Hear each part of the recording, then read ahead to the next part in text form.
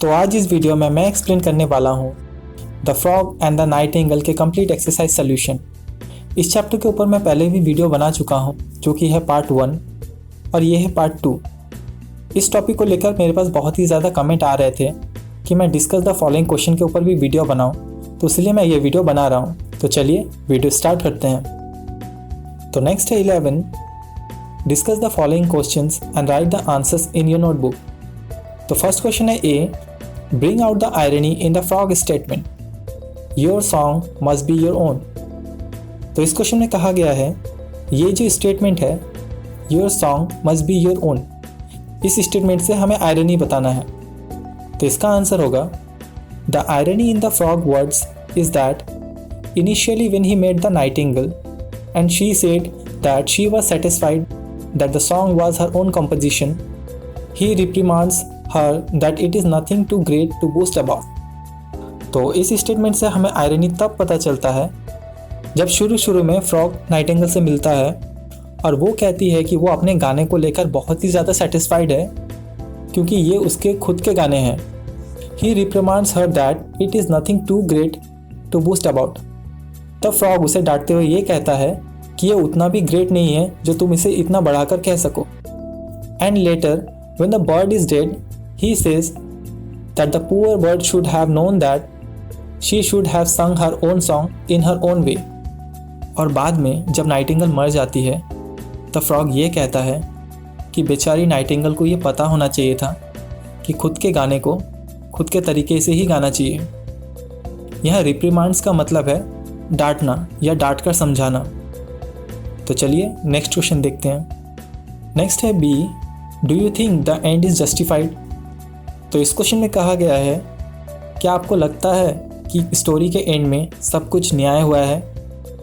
तो इसका आंसर होगा the poem teaches us to have the confidence in our abilities. तो ये पोएम से हमें ये सीखने को मिलता है कि हमें अपने एबिलिटीज़ पर कॉन्फिडेंस होना चाहिए, हमें अपनी क्षमताओं पर कॉन्फिडेंस होना चाहिए। It shows us the jealous face of the society and warn us to save our self from such people. ये हमें अपने सोसाइटी के उन जेलस फेस से परिचय कराता है और हमें वार्न करता है, हमें सावधान करता है कि हम उन लोगों से सचेत रहे। I think that although the end is harsh as the innocent bird dies but it gives a powerful message and warn us not to be prone to influence.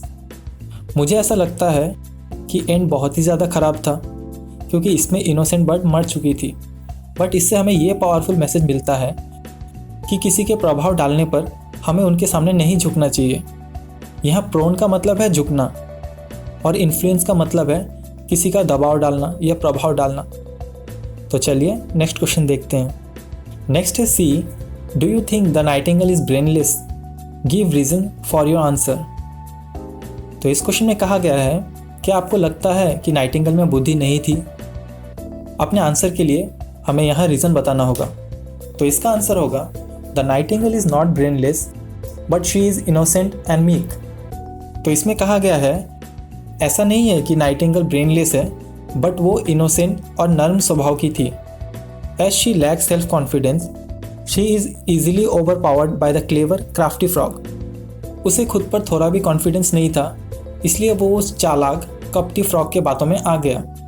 As she wanted to become a famous singer she accept the frog's offer of training her. जबकि वो एक famous singer बनना चाहती थी तो frog के पास training लेने का जो ऑफ़र है उसने एक्सेप्ट कर लिया था। तो चलिए नेक्स्ट क्वेश्चन देखते हैं। तो नेक्स्ट है D, in spite of having a melodious voice and being a crowd puller the nightingale turns out to be a loser and dies. तो इस क्वेश्चन में ये कहा गया है कि नाइटिंगेल के पास इतना ज़्यादा मेलोडियस वॉइस होने के बावजूद वो इतने भीड़ को अपनी तरफ आकर्षित करती थी, फिर भी वो बाद में जाकर एक लूज़र निकली और वो मर गई। How far is she responsible for her own downfall. और वो अपने इस गिरावट के वजह से किस तरह से जिम्मेदार है।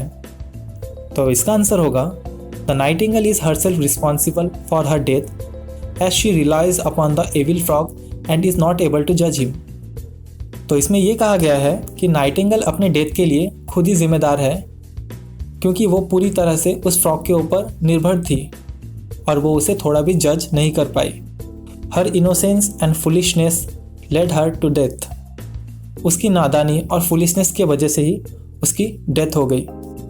तो चलिए नेक्स्ट क्वेश्चन देखते हैं। नेक्स्ट है E, do you agree with the frog influence of the nightingale character. तो इस क्वेश्चन में ये कहा गया है कि फ्रॉग जिस तरह से नाइटिंगेल के कैरेक्टर के बारे में अनुमान लगाता है, क्या आप उससे एग्री करते हैं। Give reason for your answer, और इस आंसर के लिए हमें रीज़न देना होगा।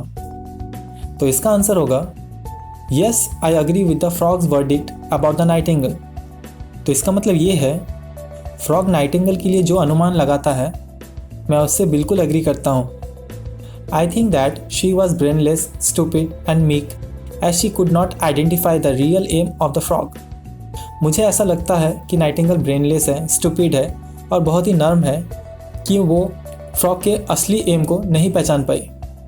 The innocent talented bird got trapped in the clever frog's trap and lost her melodious voice and even her life.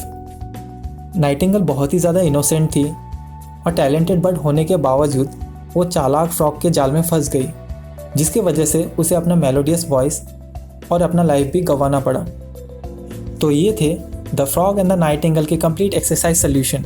अगर इस वीडियो को लेकर आपको कोई भी डाउट है, कोई भी क्वेरी है, तो आप मुझे नीचे कमेंट कर सकते हैं, मैं उसका रिप्लाई ज़रूर करूँगा। और नेक्स्ट वीडियो आपको किस चैप्टर पर चाहिए, किस टॉपिक पर चाहिए, आप वो मुझे नीचे कमेंट करके बता सकते हैं। मैं नेक्स्ट वीडियो उसी टॉपिक के ऊपर बनाऊँगा। तो इस वीडियो में इतना ही।